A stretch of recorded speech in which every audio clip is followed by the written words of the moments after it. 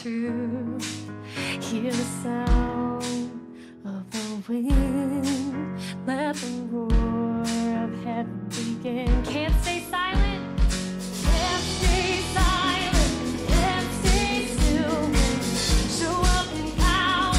Glory revealed. No, can't stay silent. Can't stay still. When I feel the fire, feel the ground shake. Heaven and rain. Heaven and rain. There's freedom in this place. Hey. Every heart awakening, everything is changing now. Heaven and rain.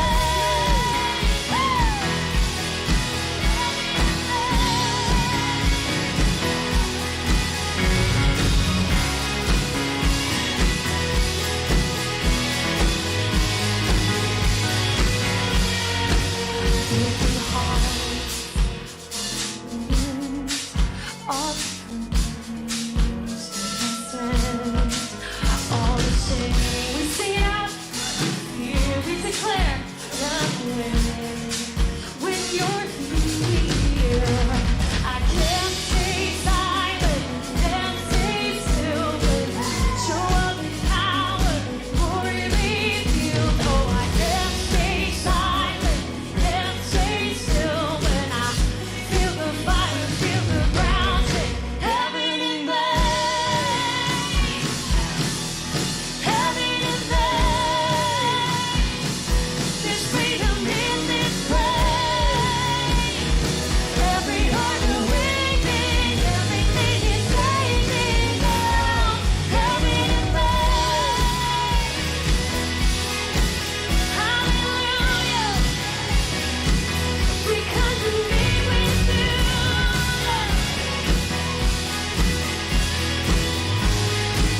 Let's put our hands together. My heart starts to race. I can't contain the feeling of joy. Being in your presence, I can't help but dance. Can't help but sing, and I don't really care who did. Here we go. My heart starts to race.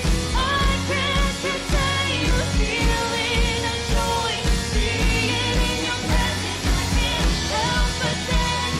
Can't help but sing, and I don't really care what anyone thinks. Oh, I don't really care what anyone thinks. 'Cause it's for you, oh, it's for you, Jesus. Heaven and rain, heaven and rain. There's freedom in this place. Thank you, Jesus. Every heart awakening, everything is changing now. Heaven and rain, heaven and rain. There's freedom in this place. Every heart awakening, everything is changing now. Heaven and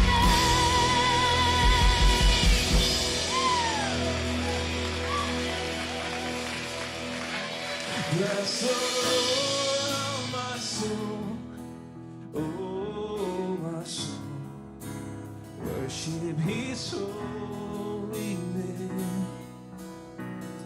Sing like never before, oh my soul, I worship Your name. Come on, church, we sing. The sun comes up, it's a new day dawn. It's time to sing your song again. Whatever may pass and whatever lies before me, let me be singing when the evening comes.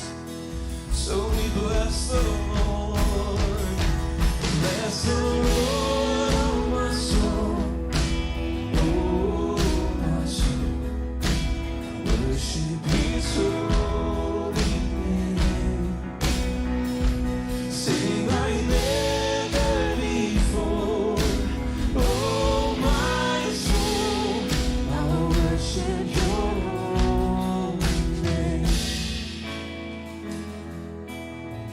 Sing you're rich in love.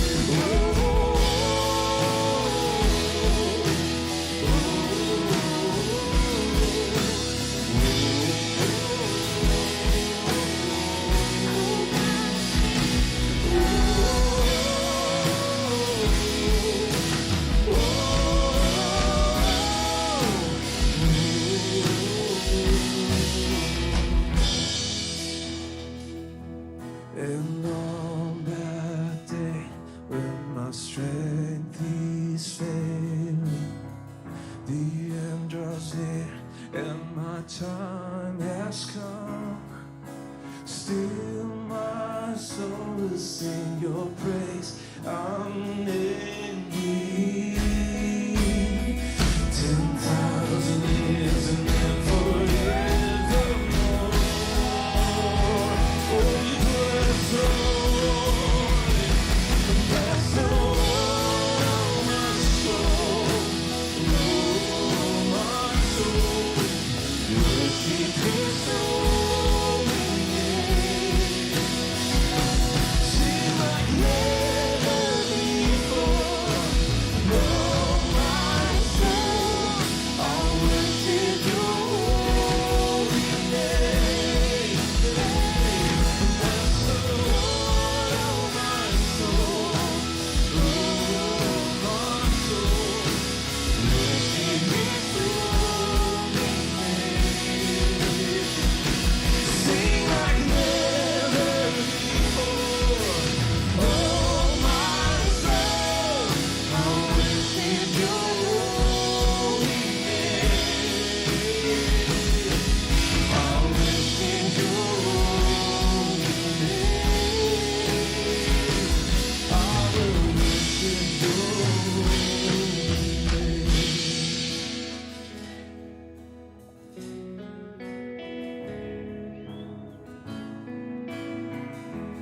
Come on, church, we sing like never before. Sing like never before. Oh, my soul, I'll worship Your holy name.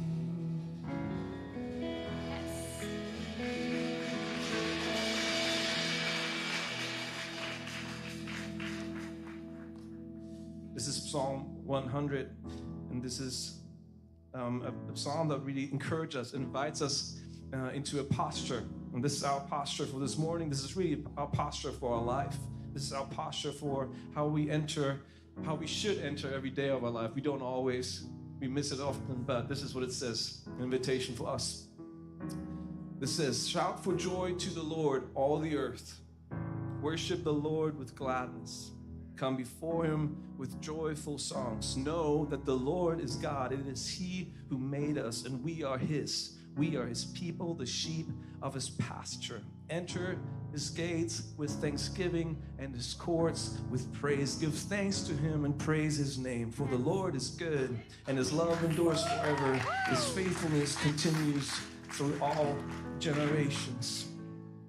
And that's our posture, our heart for this morning. We're going to sing a song that has quite a bit of words in it.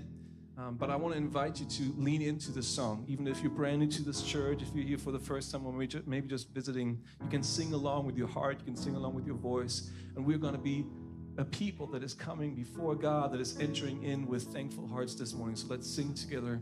Let's worship Him together.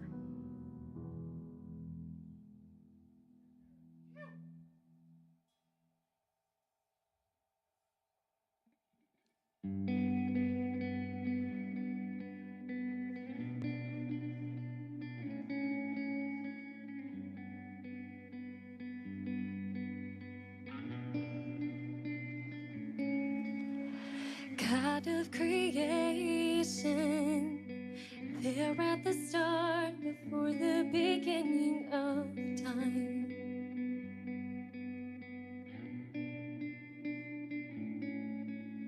With no point of reference, you spoke to the dark and flushed out the wonder of light.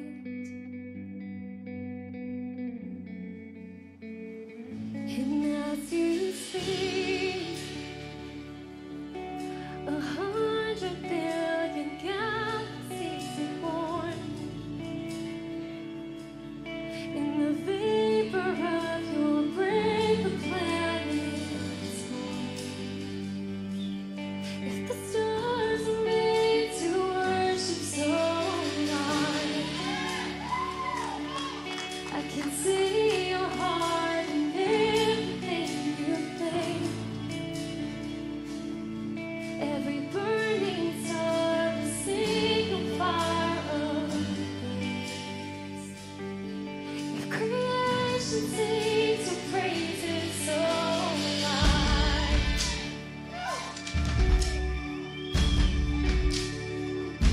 that's why I'm here, God.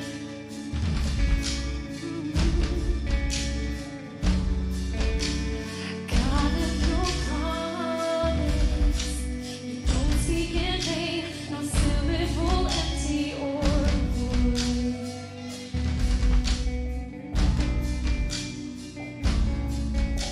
For once you have spoken, all nature in silence follow the sound of your voice. Oh. And as you speak, 100 billion creatures catch your breath, evolving in pursuit of what you say.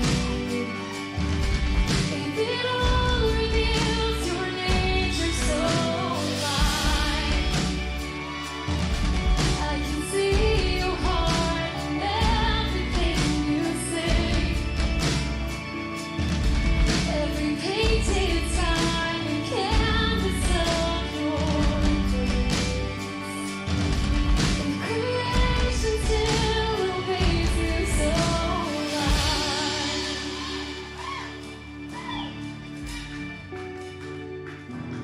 Oh, how you love us. How you love us. Thank you, Jesus.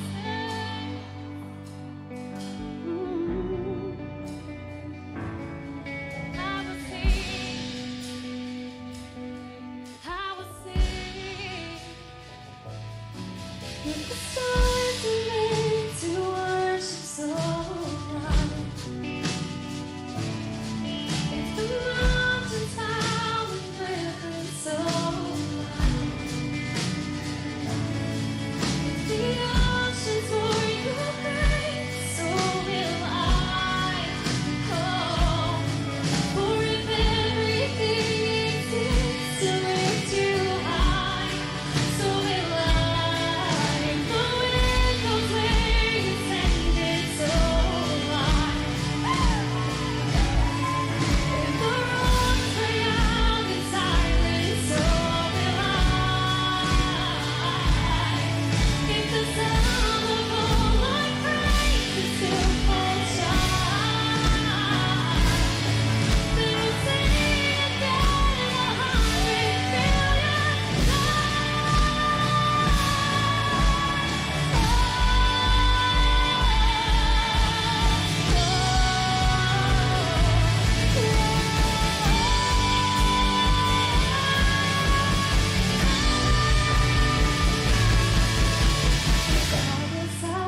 salvation. You chased down my heart through all of my failure and pride.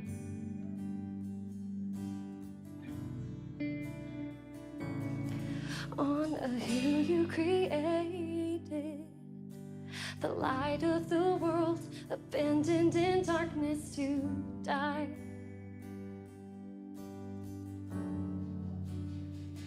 And as you see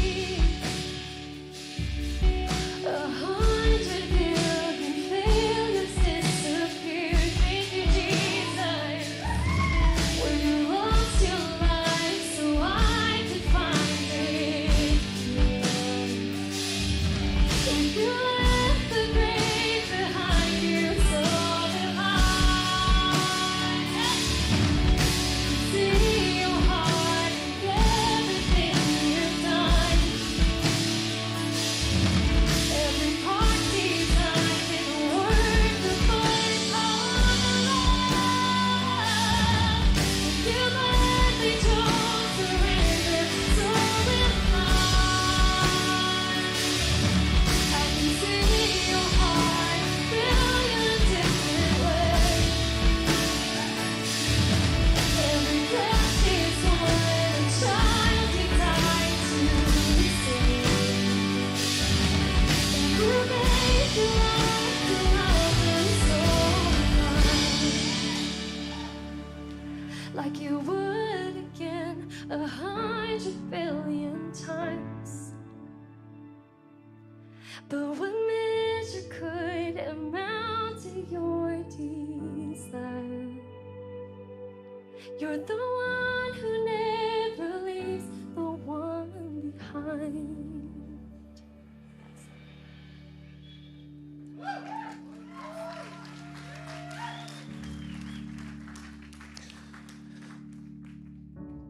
And for that, we're so grateful this morning. For that, we are so thankful. We're moved because you have spoken life into us and you've given joy to us. You have seen the desperate need that we have and you have stepped into it. You have come after us. You have not left us where we were, but you have taken us to a new place, and our response is gratitude. Our response is thankfulness. Our response is awe. Our response is wonder to who you are in our lives. You have changed us forever. And so this morning, as best as we can, we say thank you, Jesus. We say thank you for who you are in our lives. We are grateful that we are changed because of all you have done. You do not leave us behind. You've come after us. You've changed us. You've given us new life and new purpose for today. And so as we sing as a community, we worship you. We're grateful for who you are. We pray this in your name, Jesus. And everyone says, Amen. Amen. Amen. Let's celebrate one more time. Happy Thanksgiving to you guys. We're so grateful you guys are here with us this morning. Say hi to a couple people around you, and then let's watch this video of what's coming up.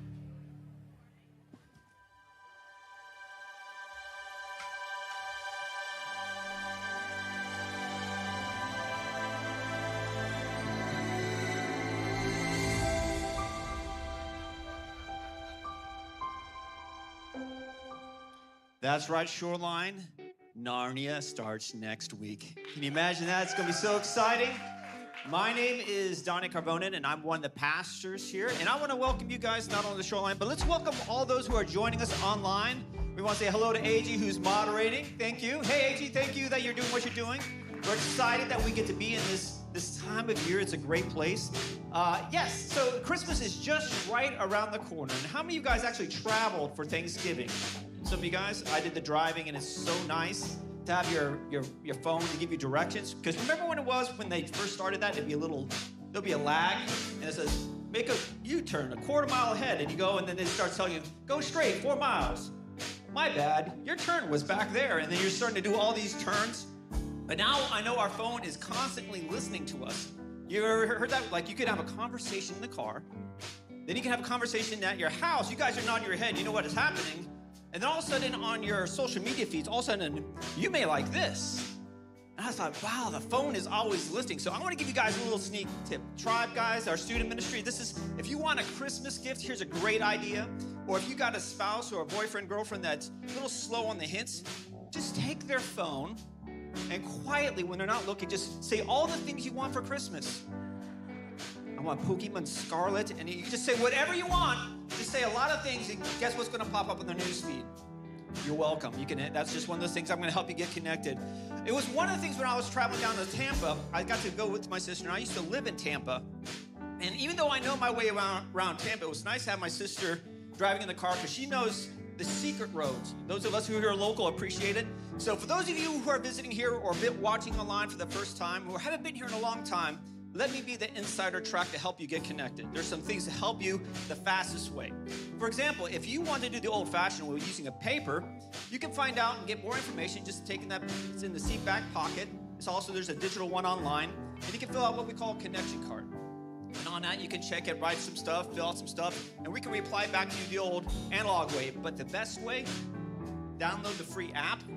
It has everything up to date. In fact, when we went to Busch Gardens, they have an app that tells you when the rides are open. You can actually GPS turn by turn, so you're never lost.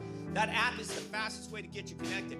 But if you also say, hey, I want to talk to a real person, just like I like having my sister in the car driving, there's a You Belong table right back there, and they can answer your questions and get you connected. But I know, for those of us who enjoyed the worship moment, I love this. You guys are awesome. This sounded great. I know people who are online, when you come to church and sometimes you already come carrying and you're feeling stuff. And that song, So Will I, and you're like, oh my gosh, that hit me right in the feels. And I know that I needed that, especially when you feel like you're driving in a fog and need some clarity that God is with you. If that is you, don't rush through this moment right now, because we have a prayer area over here as well as online. You can talk with our service moderator. He will connect with you. Don't rush through those prayer moments, because we want to pray with you. In fact, there are people praying for you right now, and people will be praying about the things that are on the card and what happens here, because we believe God is continually chasing after you. So we don't want to let you feel like you ever have to feel alone, especially during this holiday season. So lastly, about Narnia, Christmas, this holiday season, we have in front of you some invite cards. These are great because they give you not only information, but they're great to share with people. They also work great as like throwing stars. And so they have the Christmas Eve service times on it. Notice that there's 3 services, because we will not have a Christmas Day service. That's on a Sunday. We want you to spend time with your family on Christmas Day, so join us on one of those 3 Christmas Eves. Now, since those cards are so easy to throw and pass out, make sure grab a couple more at the You Belong table as well, and pass them to your friends, because they're great pocket-sized reminders of what we're doing and what God is doing in your life. Now, lastly, how we can get connected at Shoreline, besides those things, is we love what we do. We are all into this community here, both online as well as here, and we love to share generously. In just a few moments, our offering bucket's going to be passed, and I want to let you guys know that because of you, we get to do what we do, not just for the Tribe Ministries and what we do here in the harbor, what online. God is doing stuff, practical things in people's lives, and you are, because of you make that happen. But also know sometimes there's people like, I need a breakthrough right now. So we do something here on Campus Live that not many places do. And when I explained it to some of my family over the holidays, they're like, what?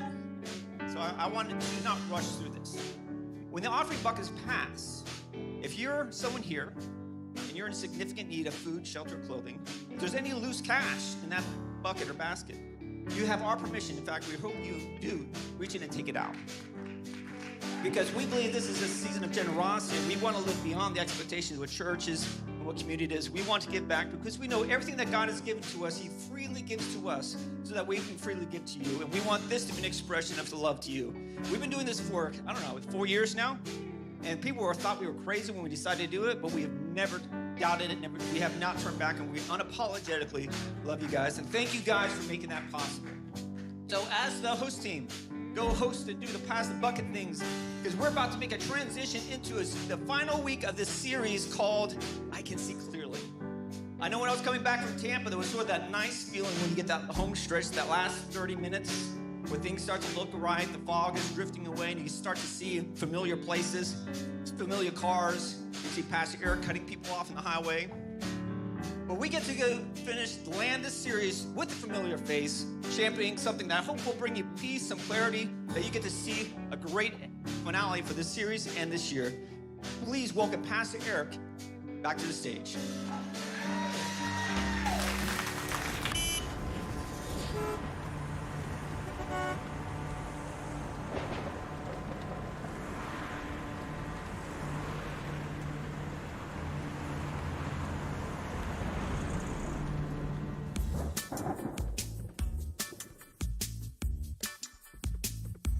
I can see clearly now, the rain is gone.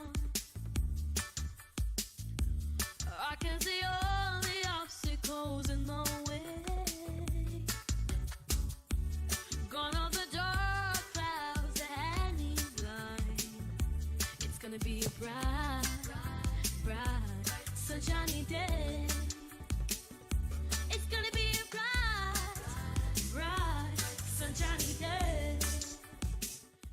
Good morning.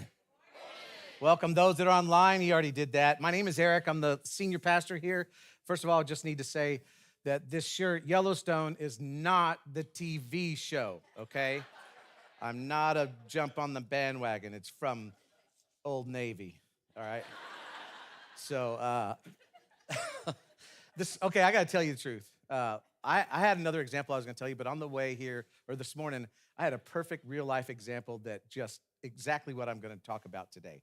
So I got up this morning, and I get on this forum that I'm on for fly fishing and stuff like that, and I see a friend of mine in Pensacola, excuse me, I'm so excited, is selling a brand new fly rod that he bought, but then he only cast it a few times in the yard, and then for whatever reason decided to sell it, and he's selling it half price. And so I messaged him right away, said, dude, I'll take that fly rod, I'll Venmo you after church, blah, blah, blah, blah. So I'm on my way to church, and I get a message from him. He says, cool, it's got your name on it, da-da-da. And he goes, but I don't take Venmo. So can you do PayPal or Zelle? And I was like, well, the problem is I don't have PayPal. My wife does, and she kind of can't know about me buying a fly rod during the Christmas holidays. And he was, so if anybody can launder this for me today, I'd really appreciate that. Because he messaged me back and says, I know the drill, I'm married too, so everything's good. But here's why I say this is my problem. Have you ever gone through the 5 love languages, and one of them is gifts? Is it gift giving? See, they don't have mine as gift receiving. That's my love language. If yours is gift giving, we can make a perfect partnership because I love to get gifts. And it's really frustrating this time of year because this is the time of year you're supposed to be thinking about other people and shopping for other people. And here I am. I guess why I can't let my wife know, because I'll be like, hey, honey, I need some money to buy you a Christmas present. And she'll go, you spent this much money on a fly rod. So I can't let her know. But it's so frustrating because I am supposed to be thinking about other people. And then when I go to the stores, I see what I want. Or even worse, it's not easy this time of year because I don't go to stores anymore. But what makes it worse is when I go do the shopping online, when I'm shopping, they say things like this to me. You may also like, anybody ever get that on when you're shopping online? Or customers also viewed, and they show me what else that I'm supposed to buy with the thing that I'm buying. Or customers who bought this also bought this, right? And they just keep dangling this stuff in front of you. Or this one, when you even turn it on, you go to Amazon, related items you've already viewed. Like I haven't even done a search yet, and they're trying to show me stuff that I've already, hey, here's some stuff that you looked at, but you didn't buy. You might want to think about this again, and they put that up there. Or frequently bought together with this, right? And so my question is, how in the world are you supposed to be content with what you have when they keep dangling all this other stuff in front of you, right? That's my problem, because let's be clear. The problem is because I didn't need this fly rod. It was one of those fly rods that I went, oh, I'd love to have that, and that's a good deal. I wasn't actually going to look for the fly rod. And suddenly I can't live without that fly rod. So the problem is not with what I have. The problem is with becoming aware of what I don't have. You know what I'm saying? And so we're going to talk about one of the most important principles you might have ever heard. If you've come to Shoreline, you've heard it before. If you're new here, you don't even have to be a religious person. You don't have to be a church person. I'm telling you, this principle will save your life. It could save you down the road. Hopefully, it'll help me today because I'm like, how ironic that I'm doing exactly what I'm about to preach about today. But hopefully, this can help you. And that is, because here's what we're going to learn today, and that is this, is that awareness is what fuels discontentment. Becoming aware of what you don't have. See, this is why I'm so discontent. It's because I become aware of what's out there that I don't have. And so what it is it's the awareness of what I don't have, I just mixed up awareness and discontentment. Awareness of what I don't have is what fuels my discontentment. And this explains why getting more stuff doesn't solve the problem. In fact, it's really the opposite. The more I get, the more I want. Right? Because what we're talking about, and we've talked about this before, is appetites. If you know about appetites, the more you feed an appetite, the more that appetite wants. In fact, Thursday, some of y'all sat down and had the best Thanksgiving meal you've ever had. And at the end of the meal, you said to everybody, I'm so stuffed, I can't eat another thing. And then later that night, you snuck off to the refrigerator and you got yourself another piece of pie or a second piece of pie or a turkey sandwich, and then you weren't able to sleep that night and you had to eat Tums because the indigestion, right? Nothing, I wouldn't know that personally. I just hear the stories that you guys tell me. See, we live in a world where every single day someone is feeding that appetite for me to want more things. Now, let's just be fair. There's nothing wrong about advertising, okay? There's nothing wrong with great marketing. We love marketing here at the church. We try to do marketing. It's love. But like Donnie says, it's a little spooky when you're sitting around in the living room. This actually happened to us, sitting around in our living room with another couple, and we're talking about how wouldn't it be cool to take vacation to Iceland? And 5 minutes later in my Facebook feed, what shows up? Vacations in Iceland. I asked Alexa, she says she had nothing to do with it, but I don't think so, right? Now, that can seem unsettling knowing that they're listening to our conversations when it comes to marketing, among other things they're listening to, but when it comes to marketing, but you know what's even more unsettling? Too much credit card debt. You know what's unsettling about not having enough savings because I got a bunch of stuff sitting around my garage or my storage unit or my apartment? You know what else is unsettling? Not having any financial margin. Because no matter how much money you make, if you don't have some kind of margin, you'll never have peace in your finances because peace is always found in the margins. You know what else is unsettling? Acquiring so much stuff, and I don't have I may feel generosity, I may feel generous in my heart, but I can't be generous because my checkbook is there's nothing in there. There's nothing in my account because I have so much stuff that I've gotten or that I'm trying to get. So there's nothing wrong with marketing. There's nothing wrong with advertising. There's nothing wrong with that stuff. It's just when the problem happens, when it gets out of hand, when it gets out of control, where it causes my focus to be on what's next, on the next thing, the next fly rod I want to buy or the next upgrade. Now, before we get too far into this, let me just let you know, not all discontentment is bad. Not all discontentment is bad. There's good discontentment. If you have a bad habit, you got something that's hurting your life, probably New Year's Eve, you're going to try to make some kind of, what is it called? Resolution, right? You're going to do something about it. You're going to do something about it. Maybe there's something in your heart. You can have something in your heart that's good discontentment, that you see how things are and how they should be. You know, we were discontent with the way church was being done, and we wanted to do a church for people who didn't like church. See, that's a good discontentment. If you're at a ceiling in your career and you decide you're going to do something about it, maybe get your master's degree or MBA or some other education, that's good discontentment. Many great things in the earth have happened because somebody was dissatisfied with the status quo and decided to do something about it. Now, the other thing about discontentment is you can't tame discontentment by just saying, I'm just not going to be discontent anymore. I'm just not going to be discontent anymore. It doesn't work that way. You have to replace it with something else. But this is what we're going to talk about today, and that is this, is that when you get to that place where you can wrestle discontentment to the ground, where you can replace it with something else, redirect your pursuits, you will find actually, and here's the hard part about it, is we don't discover it until we do it, but we find true life. We find meaning to life. You can find life worth living if we learn how to wrestle discontentment to the ground. So now, to kind of flesh this thing out, we're going to look at a letter that the Apostle Paul wrote to a young man named Timothy. Now, Paul wrote 2 different letters. We call them books of the Bible, but they're actually 2 different letters to this young man that he was mentoring called Timothy. And we're going to look at 1 Timothy because in 1 Timothy, he makes some statements about contentment that are so powerful that, again, you don't have to be a church person. You don't have to believe in God. Maybe you're here for the holidays and someone dragged you to church or there's someone good-looking girl promised you lunch or whatever, and you're like, I'll go. That's awesome because the principles today will help you. In fact, they're going to be on our app. He talked about our app earlier, Donnie did.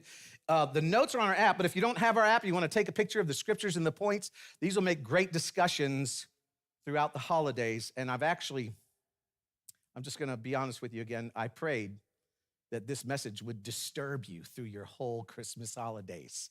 You're welcome. All right, so we're going to be in 1 Timothy chapter 6, and the first thing that the Apostle Paul says, he says, but godliness with contentment is great gain. So he's like, Peter, you want to gain something? Not Peter. Timothy, you want to gain something? Yes.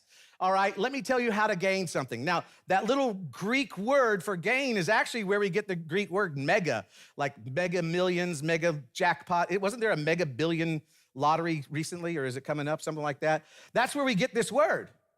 So Paul's like, Timothy, you want contentment? Yeah. Godliness with contentment is mega gain, all right? Godliness with contentment. Now, don't let godliness scare you. Godliness just means to be more like God. It means just, okay, you want to be more like God. What does that mean to be like God? It means that you love people the way he loved people. Why? Because God is love. God loved so much that he gave.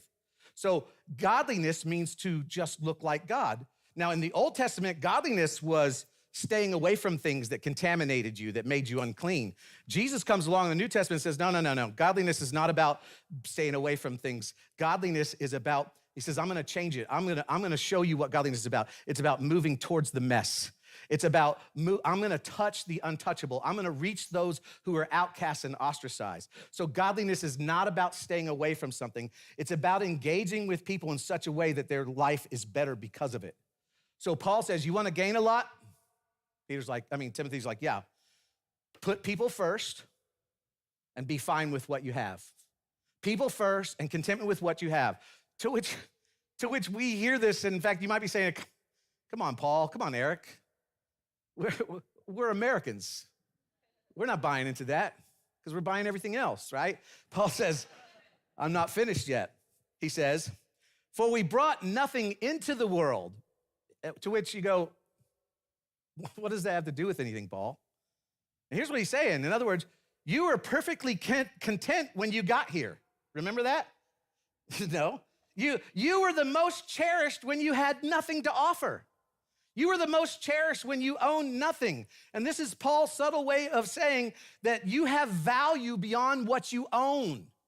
Your value goes to value yourself, to determine your value based on what you own or what you've accomplished, to equate that with your value is a mistake. And then he gives us a corollary, all right? He says, for we brought nothing into the world, and we can take nothing out of it. We are not leaving with anything. You ever heard that saying? You ever see a hearse behind a U-Haul behind a hearse? You ever heard that? I actually saw one day, and I wanted to pull him over and go, tell me what's going on here, okay? Is this guy getting buried with all his stuff? No, you are leaving everything. And here's the question that I want to disturb you with, that I hope it disturbs you all the way through Christmas and hopefully into the next year. Maybe it'll disturb you forever. I'm praying that for you. And this question, other than stuff, what will you leave behind? We've been talking a lot about legacy. Other than stuff, what will you leave behind?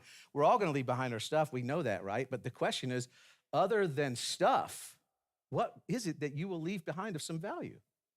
See, if that can become the center of our thinking, front and center, if we can allow that to become front and center of our thinking, I can make this promise. It will curb discontentment in you.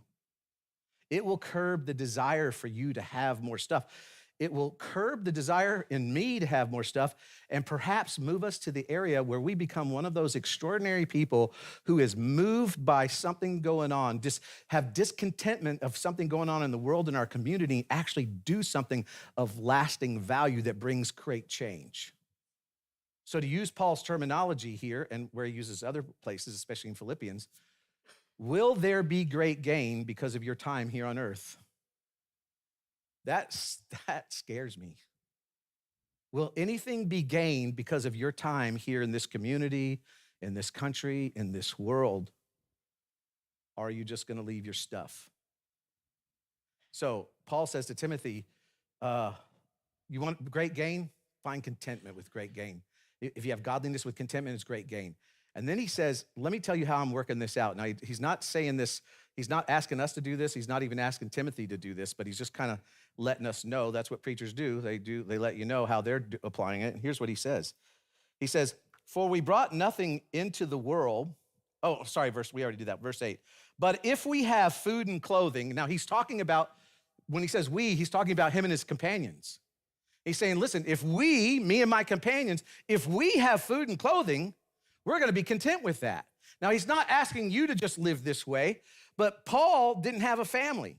Paul was always in peril. He was always traveling. The only thing he had was the clothes on his back. He never knew what day was going to be his last day.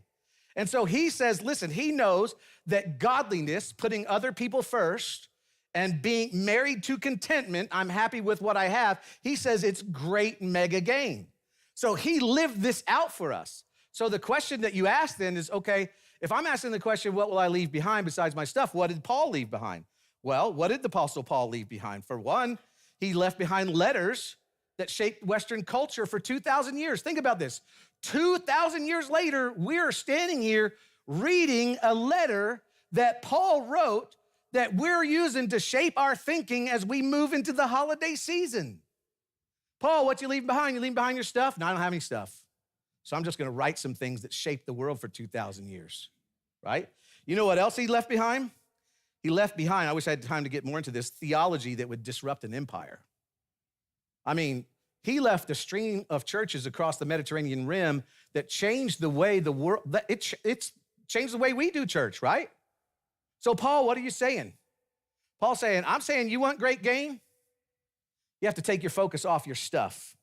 Now, let me just make it perfectly clear, there's nothing wrong with stuff, but you don't want to get to the end of your life and all you have to show for it is stuff. Don't you want more? Don't you want to leave behind something significant? Isn't that what the word legacy, which is one of our values, isn't what that is? So what is it that needs to capture your attention? What is it that needs to break your heart? And how can we use that to channel our awareness? Because remember, awareness is what fuels discontentment. Awareness of what you don't have fuels that discontentment with what you do have. So how can we channel it as it relates to discontentment so that it makes a difference in the world? Aren't you glad you came to church today? Because you're feeling really good about yourself, aren't you? I live in Destin. Yeah, that's what I said. Okay, so he says in verse 9, he says, those who want to get rich, somebody should say get rich. Those who want to get rich fall into a temptation and a trap. He's saying, listen, anyone who targets wealth for wealth's sake, in other words, that's their sole focus. Attaining stuff is number one. I am first on my list. It's about me. I know we're going into Christmas, but I need a fly rod. It's about me. He says, for those that's your goal, that's what you're trying to attain, there are traps and temptations for people whose focus is more, to which we think, I've never heard of that. I know, it's a trap. See, this is why we think if we won the lottery, we'd be perfectly fine. But you don't know because you've never walked in those shoes. And there are traps that you've never experienced and you're not aware of them. Now, the thing is, you might be sitting here going, well, he's talking to rich people. No, look back what it says. Those who want to get rich. This isn't just for rich people. It's for everyone who has a desire that's their main focus is to get rich. Those who want to get rich fall into a temptation and a trap and into many foolish and harmful desires that plunge people into ruin and destruction. Aren't you really glad you came to church this morning, right? Now, that funny little word, another Greek word, plunge, it actually means like you're driving along and the bridge is out and you plunge to your death, or you fall off a cliff and you plunge to your death, or you step off a wall. His point is this: unbridled discontentment can be very dangerous. It can plunge you into credit card debt. It can plunge you into a lease that you can't afford or a mortgage that you can't afford. It can plunge you into no savings. It can plunge you into no giving. It can plunge you into, I want to give, I'm generous in my heart, but my wallet has been plunged into no margin. It can plunge you into all you do is work, no time with the family. Paul says you stepped into a trap. One that you thought you were too smart. No, that wouldn't happen to me. If I won the lottery or that wouldn't happen to me. Paul says, look, I'm just telling you how, in fact, don't get angry at me. I'm just telling you how Paul's saying the world works, okay? And then he kind of repeats himself to make sure we're paying attention. He says, for the love, the devil doesn't want you to know this. He says, for the love, this is one of the most misquoted scriptures, isn't it? For the love of money is a root of all kinds of evil. Now, nobody loves money, right? That was a joke, right? Of course, people love money. The problem is you just can't see it in yourself. You can't see when you have the love of money. So how do you know then? How do you know? Because I've never heard anyone come to counseling with me and go, well, Eric, I think my problem is I just love money too much. It doesn't happen that way. So let me give you some things to help you figure out if you have the love of money. Number one is, what are you willing to do for it? What are you willing to do for it? Now, let's relate it to love. When you were in love and you were young, you did some crazy things, right? Snuck out at night, lied to your parents. Oh, look, one in the back row, she's like, I just did that last night. I'm just kidding. Lied to your parents, sneak out at night, buy her something because that's something that you can't afford and it's way too expensive and you just better. Fall in love with your boyfriend and fail your English class and have to take summer school so you can graduate. I'm not saying that happened to Darlene, I'm just saying. Because I'm in love and I don't care who knows it, right? So what are the crazy things that you are willing to do or I'm willing to do for money? Who are you willing to hurt for it? Who or what gets prioritized behind it? Is there somebody at home that's competing for your stuff, competing for your time, competing for your love? And I love it because when you talk to guys about this, they go, well, I'm just trying to make sure that she's taken care of, my family's taken care of one day when I'm gone. So I put all this time in to make sure that she's, they're taken care of.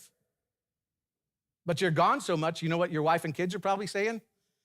I wish he'd go ahead and be gone then, because he's not here anyway.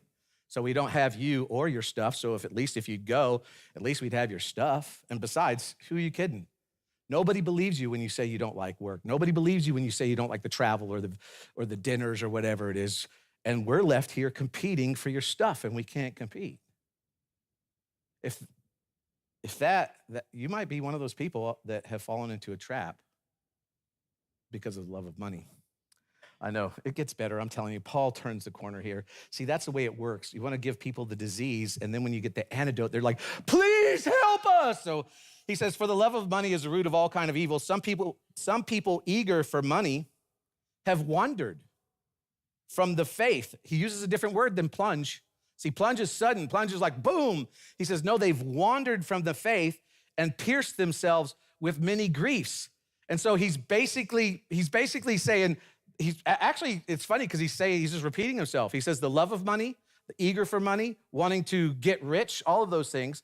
He says have pierced themselves with many griefs. Now, here's the problem is we get so busy with church, you get so busy at work, you get so busy with the God thing, and then you have vacations and you got the property or the hunting land up in Alabama or the house on the beach or whatever, that after a while, he says rich people, they get so caught up in their stuff that over time, their view on God changes and they don't plunge, they just wander from the faith.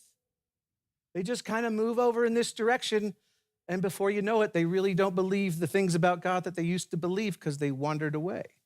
And then it says that they pierce themselves with many griefs. See, and the issue with piercing yourself is most of the time, you don't know, and when it's coming to this, you don't know that you're the one that did it. You know that you're the one that wandered away from the faith. You're the one that fell into the temptation or trap. You're the one that took a different view of God, so you kind of begin to blame someone else. And that's why we have to go all the way back to the beginning and get a hold of discontentment, because discontentment is dangerous. Now, he kind of takes a turn on this negative stuff. Someone say hallelujah, right? And he gets into some stuff that's really profound and very beautiful. Because it's not enough to say, I'm just not going to be discontent. It doesn't work because awareness fuels your discontentment. He says you have to channel it. So he says, verse 11, but you, man of God, flee from all this. In other words, you can't just sit around and go, I'm not going to be discontent. I'm not going to be discontent. I'm not going to be discontent. You have to be aware of it, and then you have to flee from it. But you don't just flee from it. You have to pursue something else. So what do you pursue? He says, but you, man of God, flee from all this and pursue righteousness, godliness, faith, love, endurance, and gentleness, to which we go, but I can't catch a fish on that, right? Here's what he's saying. In other words, you don't just say, I'm not going to be discontent. is that you pursue things like my chief pursuit is going to be to do the right thing. My chief pursuit is going to be right with God. I am going to be godly. I'm going to pursue faith. I'm going to pursue being part of God's plan. I'm going to pursue the fruit of the Spirit in my life.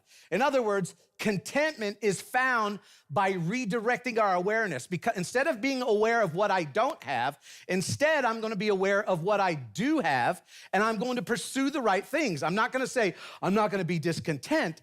I've got to chase something else. I've got to redirect my pursuit. Now, the thing you have to remember this, Apostle Paul, when he wrote this, Paul had been in both places. When he was a Jewish, he was a Jewish religious leader. He was at the top of the Jewish ladder. He had everything. He had wealth. He had influence, all of those things. And he knew what it was like to have a lot. But he also, when he became a Christ follower, knew what it was like to not have anything. So he's not dissing rich people at all. Don't get me there. Don't get me wrong there. But here's what he's about to say. This has nothing to do with how much money you have. This has nothing to do with how much money you make. Has nothing to do with how much stuff you've acquired or how much you've accomplished. And here's why I say that, because then he addresses rich people.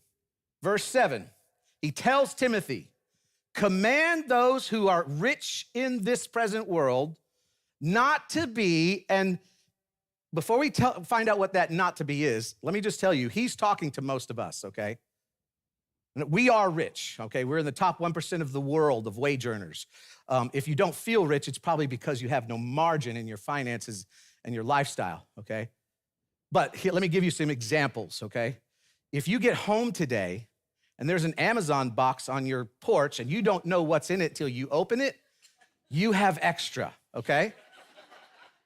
He's talking to those of us who go to Home Depot or Target for one thing and come out with a cart full of stuff that we didn't know we needed, okay?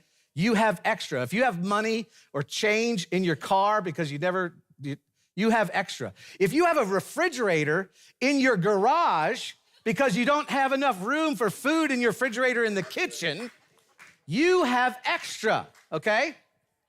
So he's talking to those who's saying, those of you who have extra, don't be, and you would think that if you're reading this for the first time, don't be so greedy.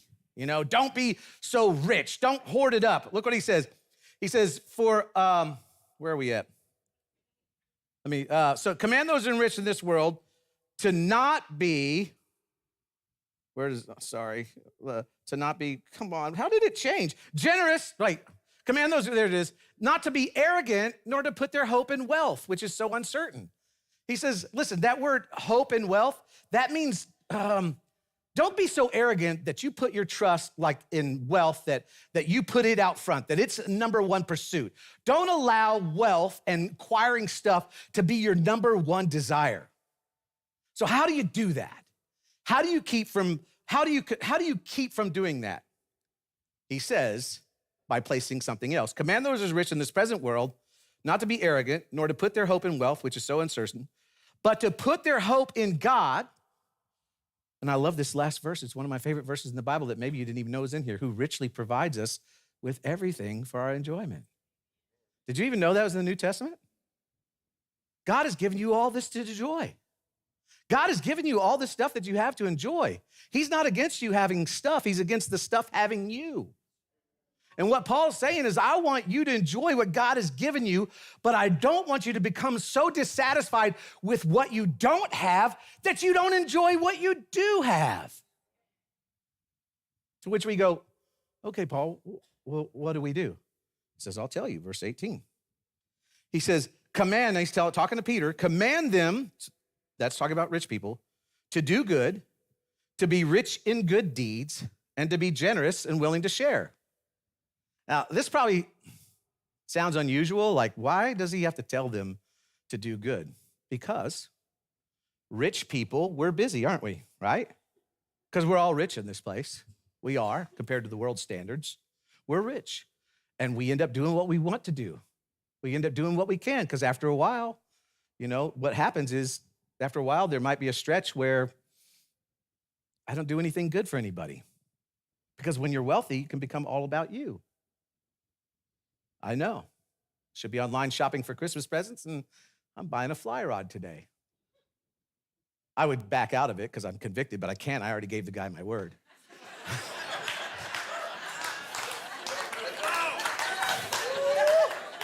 I don't want to dishonor God by lying. And my wife's not here today either, so. But do you want to get to the end of no one wants to get to the end of their life and all you have to show for it is stuff. So he says, command them to be rich in good deeds. In other words, when they look at you and someone goes, wow, they sure have a lot of stuff, other people could go, yeah, but you should see what they do with it. You should see the people they help.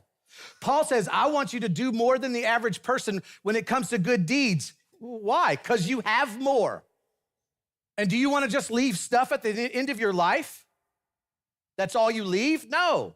So this is Paul's way of telling Timothy to tell rich people. He says, tell rich people to develop a lifestyle of giving and generosity and sharing. Otherwise, you're just going to consume your way through life, and at the end of your life, you're going to get the end, and all you have to show for it is stuff. And then he gets to the good part. He gets to the why. He gets to the end, the antidote, the blessing. Verse 19, in this way, they, rich people, us, will lay up treasures for themselves as a firm foundation for the coming age, so that they, look at this, may take hold of the life that is truly life.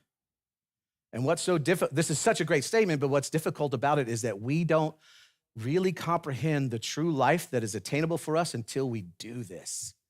Because meanwhile, we're consumed with what's the next upgrade, what's the next thing, what's the next best thing, and we don't get there. Paul says, when you learn to wrestle discontentment to the ground, when you learn to allow the important things in life to have your undivided attention, when you come to the realization that the most important things in life is not how much you make or how much you have or what you drive, he says that's when you will find true life that is worth living, where there is contentment, not only in this life, but he says you're building a foundation for the age to come. And this is our invitation. This is what I want to wreck us. Because life becomes truly life when it's given away. Life becomes truly life when it's given away. Because in reality, in God's realm, the value of life is determined by how much of it was given away. When you go to a funeral, you never hear him talk about, and he had 4 cars and 3 boats. They never talk about what was consumed or what he hoarded or what he possessed. He had the best Velvet Elvis collection in the South. Velvet Elvis paintings, right? You know what they talk about? What they did for others. Because the value of life is determined by how much is given away. That's how you leave a legacy. And so Paul was right way back in the beginning when he said, but godliness with contentment is mega gain. So what I wanted to do, 2 things I wanted to do here today. I want to make sure we get in a good mindset as we go into the holiday season, because there's so much opportunity for doing good and for being good and to be generous. But the idea is that we don't just do it once a year. The idea is that what consumes us, the life that we attain when we live this life, will continue to fuel us all the way through next year. So let's enjoy what we have, but let's not be deceived. Let's not plunge ourselves into ruin. Because discontentment is bridled by redirecting our awareness. See, if I'd have never got on that website this morning, I would have never seen that fly rod that I didn't know that I needed. But see, we've got to redirect our awareness. So how do you redirect it? Well, as your pastor, for those of you who call me pastor, those who are watching online, I'm going to tell you how to do that. He said, command those who are rich. You're rich, I'm commanding you. Number 1, do some good. Do some good. As we go into the holiday season, find out, I'm not gonna give you specifics because you know what? You're smart people. I know that because you go to Shoreline Church. You're smart people. So where can you do some good in your church? Where can you do some good in your community? Where can you do some good with your family? Where can you do some good? Begin to, instead of making yourself aware of what you don't have, what if you begin to make yourself aware of what other people don't have? That's where you can do some good. Number 2, be rich in good deeds. And I love how he phrases this, because we love to look at our numbers, don't we? I mean, I love to look and see how much is in my account on my app. I love to see that I have enough for a flyer. No, I love to see what's in my portfolio, that my real estate has gone up or gone down. What if you started a good deeds account and you kept track of deposits that you made into it, just like you contributed into your 401k? Every year, Twice a year, we do the serve day, right? How many did serve day this last year? You know, the idea isn't that we just serve our community twice a year. The idea is that maybe you get inspired and you go back to, I haven't done it yet, and I went to the children's, the Children in Crisis? What is it? The one we mowed the lawn, isn't that Children in Crisis? Children in Crisis. And I got to drive a John Deere tractor. And I said, how many times? He goes, we have volunteers come here once a week. I said, so what if I just volunteered once a month? He said, that'd be amazing. And then I get to drive a John Deere tractor. What if you did that? You know, so instead of just serving the community twice, we're hoping that you take one of those things and go, oh, you know what? This is something I can do on a regular basis. Why? Because I'm rich in good deeds. And then number 3, and you know another one? Is that Secret Santa that's coming up? Dr. Rich, you're in here. We're doing Secret Santa, right? Secret Santa is where we pay off, layaways, not layoffs, pay off because they got laid off. We pay off layaways at Walmart and Kmart for families who have children. You know, so there's some things that you can do this holiday season, but I'm hoping that it stretches into the new year. And then lastly, be generous and willing to share. That is actually 2 different things, okay? That's why I love this statement as well. Be generous and willing to share. See, generosity comes in the margin, right? When I have margin between what I make and my lifestyle, then I can be generous. When we're not generous, we can be generous. When our lifestyle is slapping up against our salaries, then I don't have any margin, then I can't be generous. I can feel generous in my heart, but I can't be generous. So that's why you've got to learn to get margin, because then you have peace and then you can be generous, okay? So generosity is the antidote to selfishness. Generosity is the antidote to materialism, to discontentment, to consumerism. Generosity.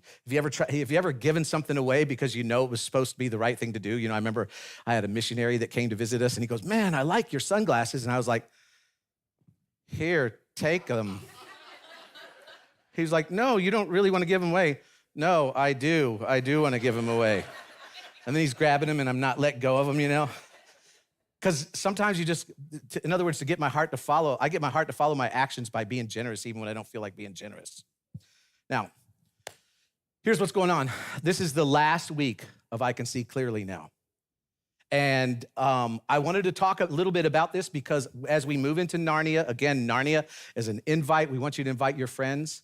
We're not going to be talking about finances. We're not going to be talking about money. So this is the last week that we can talk about. And what I wanted to do is kind of catch you up, because this is we're in this initiative called All In, where we are trying to pay off this building so that we leave a legacy, because we don't want to just leave stuff. We want to leave a legacy. We say, well, isn't the building stuff? What we're going to do is take this debt off this next generation of leaders so that they can minister to people and be free, because remember, generosity is found in the margins. If you think that we're generous now because you can take money out of the bucket, imagine when we can create some more margin for this church and this next generation of leaders. And so we're in the last month. It's kind of like the last leg of the relay race, and I wanted to just let you know where we are, okay? And so if you want to know where we are, and I'm just telling you, really excited where we are. It's a 5-minute video. It's in the app, or you can scan this right now. Go there, and there's a video because I don't have time to get into all the details, but I will tell you that we're around 350,000 have come in. And our goal is to get to 400,000, and when we get to 400,000, we will have raised $1,050,000. So I'm excited, but go to that video and watch this, because I am so pumped about finishing this year strong and leaving behind something besides stuff. And I am so pumped about celebrating what God has done. So let me ask you, no matter what you have or don't have, would you put somebody first financially this year? And would you put somebody first in the terms of doing good deeds? And is there something in your heart that breaks your heart? Is there something where you're dissatisfied with the status quo, where you're discontent, where you can make a difference in your community, like Secret Santa or Sanctuary Friends? Or is there something in there that you can do that can make your community better, that can make your world better? And it's so easy to do this time of year. But again, we're not just Christmas and Easter Christians. We are followers of Christ 24/7. And here's my promise to you. Here's my promise. If you do this, what I'm talking about, you will enjoy what you have, and you will never be discontent about what you don't have. If you do this, what you don't have will not bother you, and you will actually enjoy what you do have. And Paul says when you get to this place, you will have truly life. Now, let me just say this one thing. This is how much we want this for you. It's not what we want from you, it's what we want for you. If for some reason you think, I don't know if I can trust this church, or you can't get behind this organization, I want you to achieve this so much in your life, then find an organization that you can put your finances, your resources, your time in, so that you can, because I want you to get to this place. And if you don't think you can get to it here, then do it somewhere else. That's how much I want this. Because you are already godly. If you've put your trust in what Jesus Christ has done, godliness is not based on what you do. It's based on what he did. And if you have already put your trust in Jesus, then you are godly. If you can marry this with contentment, I'm happy with what I have. Paul says that it's mega gain and it's a life worth living. Let's pray. Heavenly Father, we're so grateful for your word. Godliness with contentment is great gain. And this morning, if you're here and you've never, with your head bowed and eyes closed, because I want this to be between you and God, if you've never put your trust in what Jesus has done on the cross, in other words, you've never said, Jesus, I believe that you died for me, that you died for my sins so that I wouldn't have to pay for my sins. So today, I put my trust in that act of what you did, that act of sacrifice, and I receive eternal life. That's all it takes, is a prayer like that.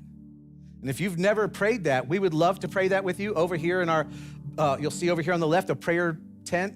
You just go after service and they can pray you through that prayer. But that godliness with being content with what we have, even in the midst of society that tries to push us to buy more things, that it's great gain. It's mega life. It's truly life that we get to experience. And Father, I'm thankful that I get to pastor a church where I can tell rich people to be generous, to do good deeds, and be willing to share.